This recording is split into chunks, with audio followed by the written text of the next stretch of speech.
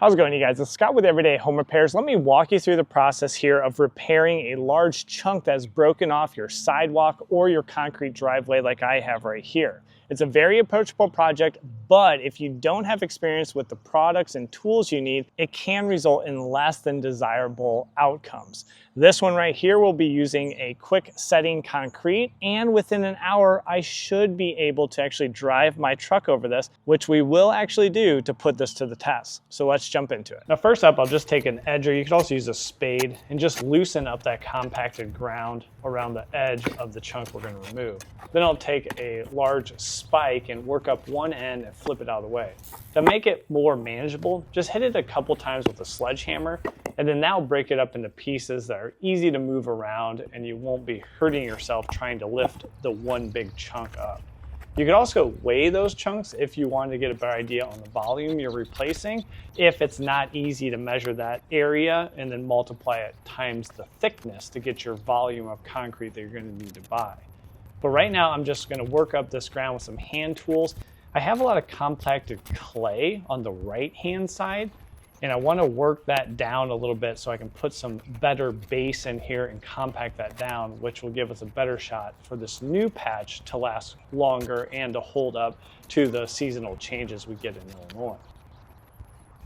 Now I'm going to start putting the new base in and prep putting some rod into this side of the slab to tie everything together. But before doing that, I think it's worth taking a look here. This side was the original pad that was built with the house for the driveway, and then this was an expansion they put on. Not sure when, but it was done by two different crews. Over here, I have, it's probably hard to see, but there is more of an aggregate base on this side, and overall pad thickness is right around 4 inches, which is the best practice, at least in my area. Over here, I really didn't see any gravel base, and there's a lot of compacted clay, which just does not give you a good base. And over time, you could get some settling like we saw. And then if I look at the thickness, I'm just shy of 3 inches on this side, which again, you want to go 4 inches to give yourself a shot. And it does not look like I have any wire mesh or any rod or anything in this side. So it's not surprising that over time this settled down, and then I got a crack here, and then that's where we had the failure. So let's go ahead and we'll start building this up with gravel, tying in some pieces of rod, and then putting our form in so we can start laying in the new concrete. Now with a 1/2-inch masonry drill bit and my rotary hammer drill, I'll drill 3 holes. Now the angle I'm drilling these holes, I do have a rhyme or reason for that, because I want them to crisscross so I can easily tie the 3 pieces of rod together. To match up to these holes, I'm using number 4 rod, and I'll just cut those off to length, knowing I do have to hammer those in with a small sledge to get them sunk into the existing concrete pad. And again, now you'll see how they're crisscrossing, and that's where those angles came into play. So the 3 pieces, we'll use 2 small wire ties, tie those together.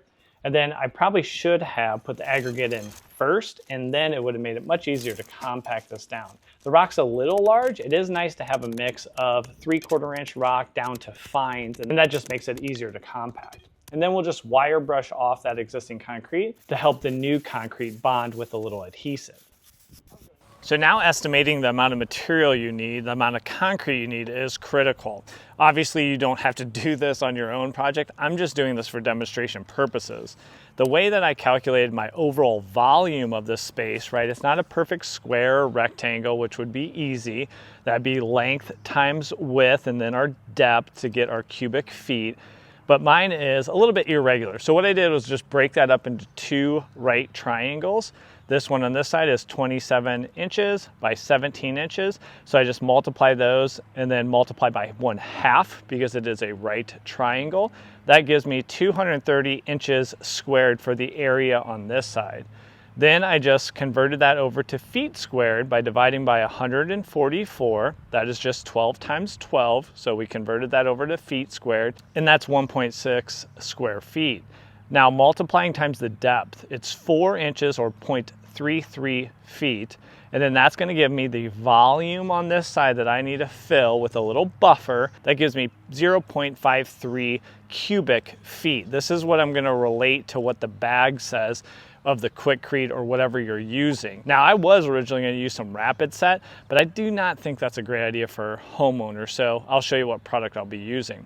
I did the same thing over on this side. It just was a little bit wider here at 18 inches, and you can see that going down, same calculations.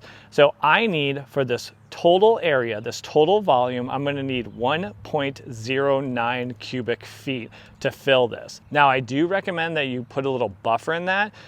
You do not want to be pouring your concrete in just to find that you're short on material. So always go a little bit higher to make sure you have enough material. Now let's show you what we're going to be using and start mixing it up. Now what I'll be using today is Quickcrete, but specifically I'm going to use the 5,000 PSI. Standard Quickcrete I think is around 3,000 PSI, and that's just going to be overall what can this concrete take. 5,000 PSI, and as you go up, it's just going to be a stronger concrete. Just know 5,000 PSI, getting to that strength of concrete actually takes 28 days for the concrete to fully cure. So once you lay this in place, it starts to dry.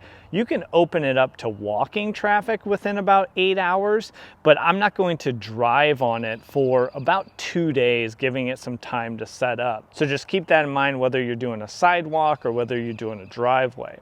Now I did get some adhesive. This is so I can bond this new concrete to the existing pad that has the Rerod coming out of it. This new concrete I want to be bonded to that pad, but not to the other side. I'm not trying to bond it to both sides.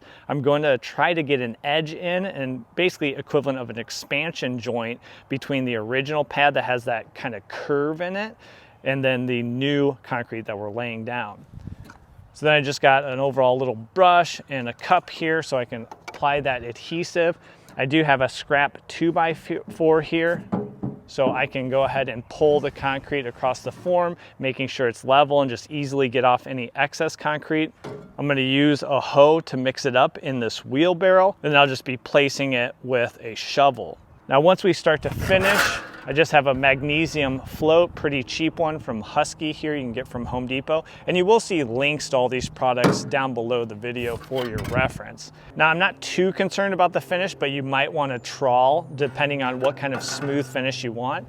But I am gonna need to use an edger here. This is gonna give me my radius. I want that both at the form, but also I want a radius between the existing original concrete pad with that curve, which will be a little hard. I'm gonna have to angle this and kind of work in that edge, but hopefully we'll be able to get that done. So an edger does come in handy as well.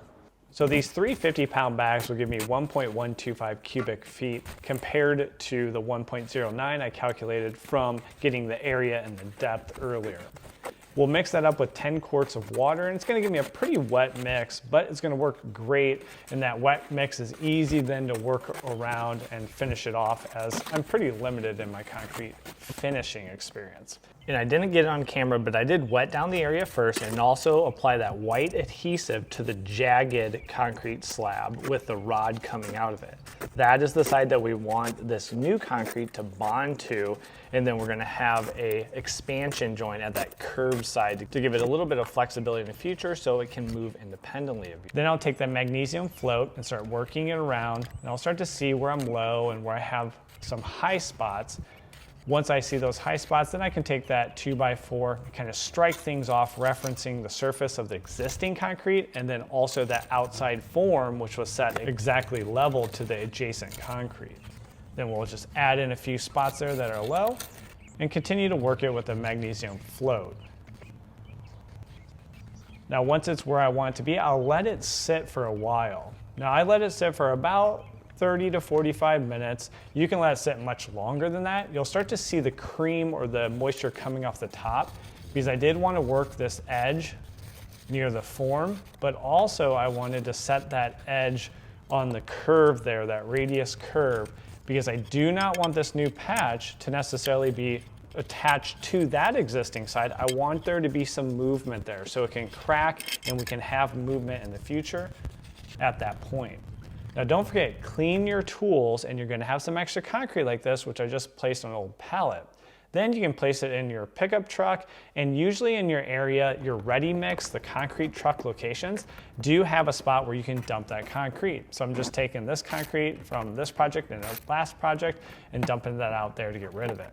So we're about 6 hours into the drying process and everything looks pretty good. Now for the finish, all I did was just use that big sponge and just suck up some of the moisture off the top. That gives it a rough finish, and I was just trying to match the rough finish on the surrounding slabs. I didn't do a brush finish that you see sometimes on sidewalks, and I certainly didn't use my trawl really smoothing that out like a garage concrete floor. Now check the specifications on the concrete you use. This 5,000 PSI from Quickcrete, you'd want to wait 12 hours before anybody even walks on it. And I'm gonna wait about 3 days before I'd be driving on this concrete. Tomorrow, a little past 24 hours in, I'll go ahead and pop off my forms here and then start to backfill some of that dirt. Remember, the curing process is critical, and the full curing process actually takes 28 days. It takes 28 days for this to reach the 5,000 PSI if it cures properly. Now, depending on the temperature and how dry it is outside, you are going to need to spray a light mist over this concrete,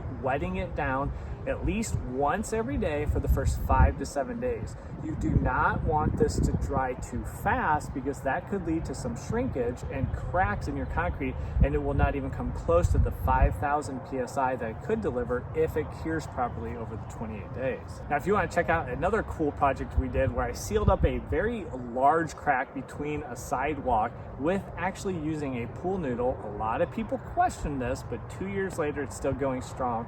Check out this video right here. I'll walk you through the full process. So thanks for joining me on this video, and we'll catch you on that next one. Take care.